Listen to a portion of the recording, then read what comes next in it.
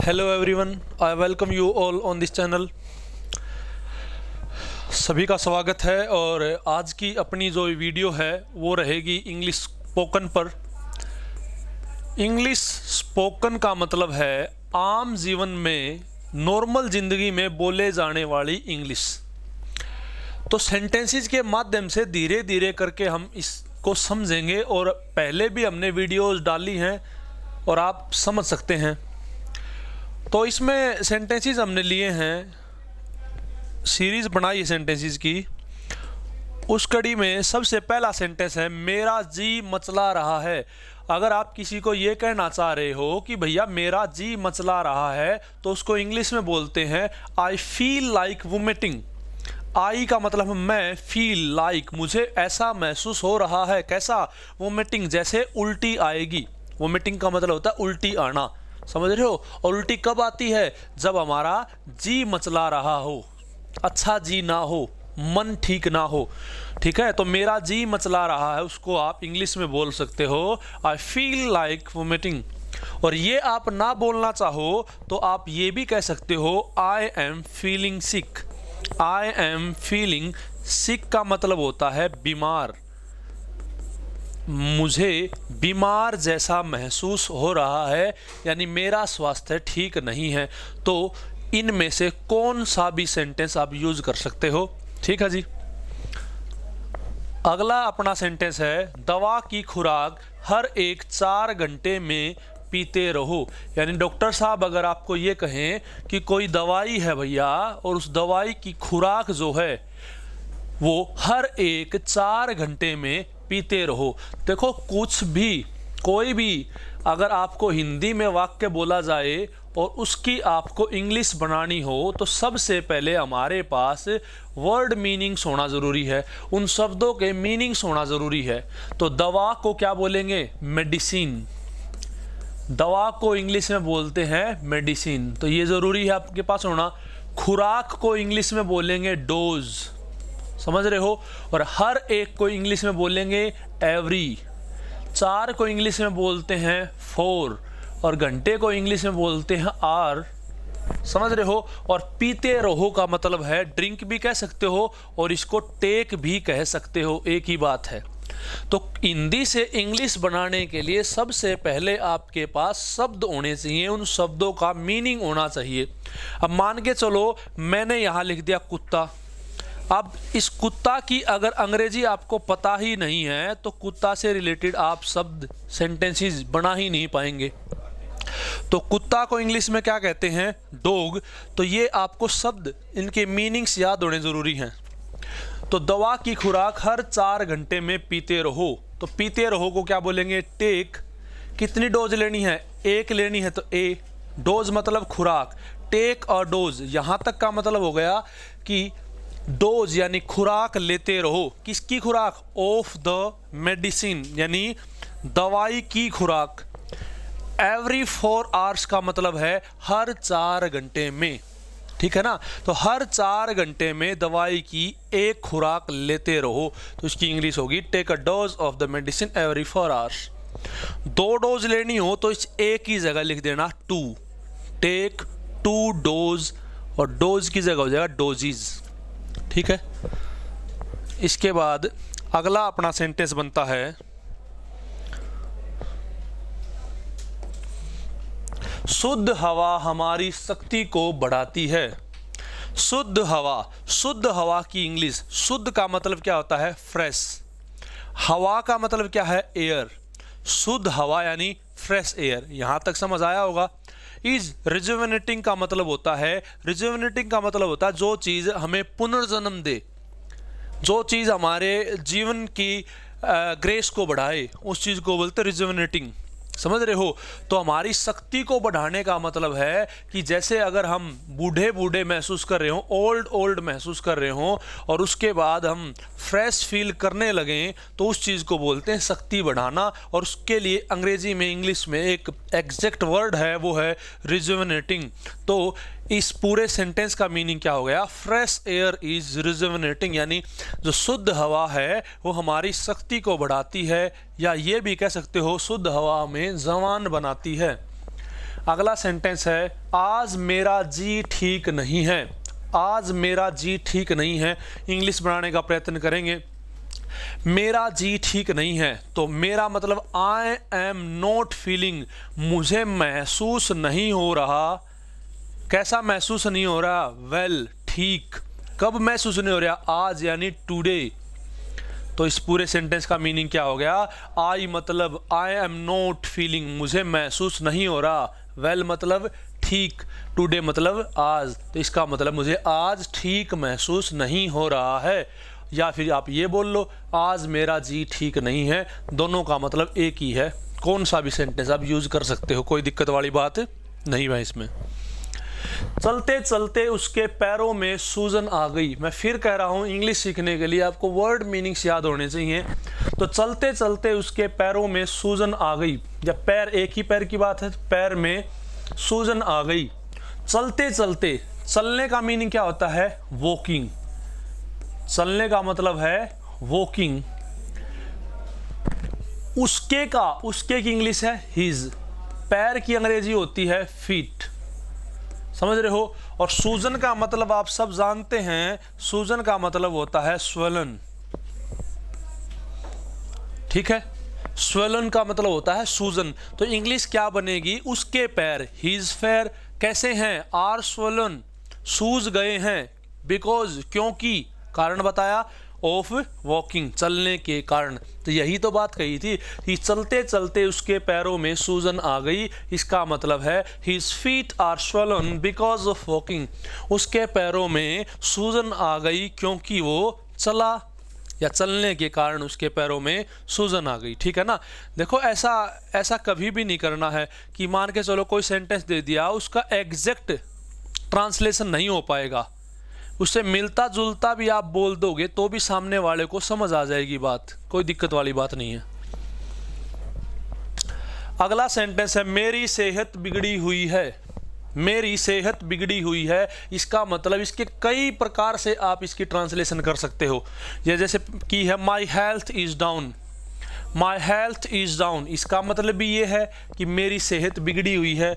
आप ये भी कह सकते हो कि आई एम नॉट ओके, मैं ठीक नहीं हूँ, इसका मतलब ये है। तो मेरे कहने का मतलब ये है कि एक सेंटेंस आपको दिया तो ज़रूरी नहीं है उसका एक ही ट्रांसलेशन हो, उसको आप कई प्रकार से बोल सकते हो, एक एक कितने भी तरीके हो सकते हैं। यानी ये जो सेंटेंस है मेरी सेहत बिगड़ी हुई है, इसको आप ये भी कह सकते हो माई हेल्थ इज़ डाउन, आप ये भी कह सकते हो आई एम नॉट ओके, आप ये भी कह सकते हो आई एम सिक, मैं बीमार हूं। समझ रहे हो? तो कोई सा भी सेंटेंस आप यूज कर लो, एक ही मतलब है। उसके बाद है वह बीमारी से तंग आया हुआ है। तंग आया हुआ का मीनिंग होता है फेड अप, यानी अगला जो है उसका मन भर गया है बीमारी से, अब उससे वो बीमारी सहन नहीं हो पा रही, तो उसको बोलते हैं फेड अप या फिर तंग आया हुआ। बीमारी का मतलब आप जानते हो, डिजीज कह लो, डिजीज भी कह सकते हैं बीमारी को, और इलनेस भी कह सकते हैं, एक ही बात है, कोई सा भी वर्ड यूज करो।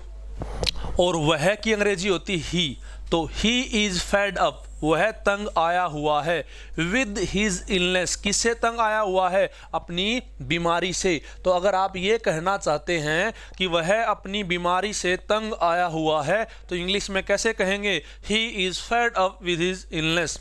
इलनेस कह लो, या फिर इलनेस ना कह के आप डिजीज भी कहेंगे तो भी कोई दिक्कत वाली बात नहीं है। यहाँ तक समझ आया होगा। उसके बाद अगला सेंटेंस है नीम हकीमों से बचो। नीम हकीम वो होते हैं जिन्हें नॉलेज तो होती नहीं है, फिर भी किसी बीमारी की दवाई देते हैं, उन बंदों को, इन इंसानों को बोलते हैं नीम हकीम। ठीक है? और नीम हकीम को इंग्लिश में बोलते हैं क्वैक्स। नीम हकीम को इंग्लिश में बोलते हैं क्वैक्स।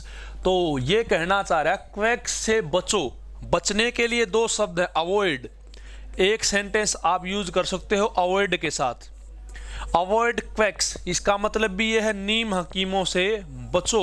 और एक वर्ड होता है बीवेयर। बीवेयर का वैसे तो मतलब होता है सावधान रहना या बचना, ठीक है ना?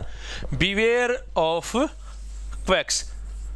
तो कौन सा भी सेंटेंस आप यूज कर लो एक ही मतलब होगा, लेकिन बीवेयर के साथ आपको ऑफ लगाना है और अवॉइड के साथ ऑफ लगाने की जरूरत नहीं है। तो दोनों में से कौन सा भी सेंटेंस यूज करो, दोनों का मतलब है नीम हकीमों से बचो। ठीक है ना जी, यहां तक बात समझ आई होगी। उसके बाद अगला अपना सेंटेंस है, डॉक्टर उसकी बीमारी मालूम न कर सका। डॉक्टर बीमारी मालूम करेगा। डॉक्टर के बीमारी मालूम करने के लिए एक स्पेशल वर्ड है डायग्नोज। डॉक्टर जब टेस्ट करता है तो डॉक्टर टेस्ट करने के बाद बताता है कि बीमारी क्या है। समझ पा रहे हो? जैसे अल्ट्रासाउंड करने के बाद बीमारी बताते हैं, एक्सरे करने के बाद बीमारी बताते हैं, तो उस सारी प्रक्रिया को डॉक्टर बीमारी बताता है, उसके लिए स्पेशल शब्द है, वो है डायग्नोज। वैसे टेल मीने होता है बताना, टेल माने भी होता है बताना, लेकिन वो टेल है नॉर्मल इंसानों के लिए, पर डॉक्टर अगर बीमारी बताएगा तो उसको बोलते हैं डायग्नोज। ठीक है, तो डॉक्टर कुड नॉट डायग्नोज, इसका मतलब डॉक्टर नहीं बता पाया या डॉक्टर मालूम नहीं कर पाया। क्या मालूम नहीं कर पाया? हिज, उसकी, डिजीज, बीमारी। तो यही बात वहां लिखी है कि डॉक्टर उसकी बीमारी का पता नहीं कर पाया, डॉक्टर उसकी बीमारी को खोज नहीं पाया। तो उसको क्या बोलेंगे इंग्लिश में? The doctor couldn't diagnose his disease. अगला सेंटेंस है, तुम्हारी नाक बह रही है। अगर किसी को जुकाम हो जाए तो नाक बहती है, नाक से पानी बहता है, उसको इंग्लिश में बोलते हैं रनिंग नोज। भाई बहती हुई नाक को बोलते हैं रनिंग नोज। अब रनिंग नोज का मतलब ये नहीं है कि नाक भाग गई, मुंह से नाक निकल गई और भाग रही है। इसका मतलब है नाक से पानी बह रहा है। समझ रहे हो? तो तुम्हारी नाक बह रही है, तुम्हारी का मतलब है योर और नाक का मतलब है nose. Your nose is running, इसका मतलब तुम्हारी नाक से पानी बह रहा है। समझ रहे हो? जुकाम में जब नाक से पानी बहता है तो उसको इंग्लिश में बोलते हैं योर नोज इज रनिंग। मेरी बाह की हड्डी टूट गई है। मेरी बाह की हड्डी टूट गई है। ध्यान रखेंगे, हड्डी के टूटने को बोलते हैं फ्रैक्चर। ये तो आम आपने सब ने सुना होगा, फ्रैक्चर। तो फ्रैक्चर का मतलब होता है हड्डी टूट जाना। ठीक है जी। और बाह का मतलब होता है आम, मेरी का मतलब है माई, हड्डी का मतलब होता है बोन। ठीक है जी, ये चीज है। तो मेरी हड्डी टूट गई है, उसको इंग्लिश में बोलेंगे माई arm bone has got fractured. इसका मतलब है मेरी बाह की हड्डी, मेरी बाजू की हड्डी टूट गई है। अगला सेंटेंस है, मैं थक कर चूर हो गया हूं। थक कर चूर हो गया हूं, इसका मतलब है थक कर चूर हो जाने का मतलब होता है कि बहुत ज्यादा थक जाना, बहुत ज्यादा थक जाना। और ये हम अक्सर बोलते भी हैं बातचीत में। तो आई एम डेड ये भी कह सकते हो। अब आई एम डेड का वैसे तो मतलब होता है कि मैं मर गया हूं, लेकिन इसका मतलब ये थोड़े ना रियल में मर गया है। हम नॉर्मल बातचीत में बोलते हैं ना मर गए भैया आज तो। मर गए का मतलब है कि आप बहुत ज़्यादा थक गए हो। तो बहुत ज़्यादा थकने को भी बोलते हैं आई एम डेड। ठीक है ना जी। और थकने को टायर्ड भी बोलते हैं, टायर्ड। तो आप ये भी कह सकते हो आई एम डेड, या आप ये कह सकते हो आई एम टायर्ड। दोनों का मतलब एक ही है। और बहुत ज़्यादा को बोलते हैं एक्सट्रीमली। तो एक्सट्रीमली टायर्ड बोलोगे तो इसका मतलब है मैं बहुत ज़्यादा थक गया हूँ। और सिंपल बोलोगे आई एम टायर्ड तो इसका मतलब है मैं थक गया हूँ। तो अब आपकी मर्जी है, आप बहुत ज़्यादा थक गए हैं बोलेंगे या मैं थक गया हूँ ये बोलेंगे। मैं थक गया हूँ आई एम टायर्ड, और मैं बहुत ज़्यादा थक गया हूँ उसका मतलब होता है आई एम एक्सट्रीमली टायर्ड। उसके बाद अगला सेंटेंस है, वह आज कैसा है। यानी किसी का हालचाल पूछते हैं ना हम कि वह आज कैसा है, तो वह की इंग्लिश क्या होगी? ही। आज की इंग्लिश होगी टुडे। और वह कैसा है, कैसा की इंग्लिश होगी हाउ। और है की इंग्लिश होगी हिज। तो सेंटेंस बन गया। तो वर्ड मीनिंग्स याद होने बहुत ज़रूरी हैं। तो हाउ इज़ ही टुडे। और प्रश्न पूछते हैं तो प्रश्नवाचक चिन्ह लगाते हैं। यहाँ नहीं लगा रखा, लगाना पड़ेगा। प्रश्न पूछेंगे तो प्रश्नवाचक चिन्ह, लेकिन बोलने में प्रश्नवाचक चिन्ह का पता तो लगता है नहीं। बोलने में ये थोड़ी ना बोलोगे आप लास्ट में आपने बोला हाउ इज ही टुडे और उसके बाद कहोगे प्रश्नवाचक चिन्ह या क्वेश्चन मार्क लगाया है, तो बोलने में तो कोई दिक्कत वाली बात है ही नहीं दोनों में। सिंपल बोलना है हाउ इज ही टुडे, वो आज कैसा है, तो हिंदी में ये बोलेंगे और इंग्लिश में बोलेंगे how is he today. 15 sentence है, वॉलीबॉल खेलते खेलते उसका हाथ उतर गया। देखो एक चीज होती है हाथ उतर जाना, और एक आपने थोड़ी देर पहले पढ़ा था हाथ टूट जाना। टूटने में क्या है, हड्डी टूटती है और उसको बोलते हैं फ्रैक्चर, फ्रैक्चर। और हाथ उतर जाने को बोलते हैं डिसलोकेट। आपने बचपन में सुना होगा, अगर कोई गिर गया तो गिरने के बाद हाथ इधर से उधर हो जाता, टूटता नहीं है वो, उसकी जैसे हड्डी जो होती हैं वो जोड़ों के ऊपर से इधर उधर हो जाती हैं, जिसको बोलते हैं डिसलोकेट हो जाना। तो उतर जाने को बोलते हैं डिसलोकेट। ठीक है, वॉलीबॉल का मीनिंग पता है, खेलते का मीनिंग पता है प्लेइंग, ठीक है ना। और खेलते खेलते को बोलते हैं वाइल प्लेइंग। उसका हिज, तो हिज हैंड वॉज डिसलोकेटेड, उसका हाथ उतर गया। कब उतर गया, वाइल प्लेइंग, खेलते वक्त। क्या खेलते वक्त, वॉलीबॉल। तो पूरे सेंटेंस का मीनिंग क्या बना, his hand was dislocated while playing volleyball. इसका मीनिंग है उसका वॉलीबॉल खेलते समय हाथ उतर गया, यानी हाथ अपनी लोकेशन से हट गया, डिसलोकेट हो गया। अगला सेंटेंस है वह कल से आज अच्छा है, यानी कल उसकी तबीयत खराब थी, आज उसकी तबीयत थोड़ी ठीक है, ये बताना है आपको। तो he is better than yesterday, एक भी बात है, he is better than yesterday today, इसका मतलब today he is better, today he is better, आज वो अच्छा है। कब से अच्छा है, देन यस्टरडे, कल से अच्छा है। बोलते हैं ना आज वह कल से अच्छा है, उसकी इंग्लिश होगी today he is better than yesterday. ठीक है, या आप ये भी कह सकते हो आज वह कल से अच्छा महसूस कर रहा है, और महसूस करने को बोलते हैं फीलिंग। तो he is feeling better today, इसका मतलब है वो आज अच्छा महसूस कर रहा है, इसका मतलब वो कल से आज ठीक है। तो दोनों में से कौन सा भी सेंटेंस आप यूज कर लो, कोई दिक्कत वाली बात नहीं है।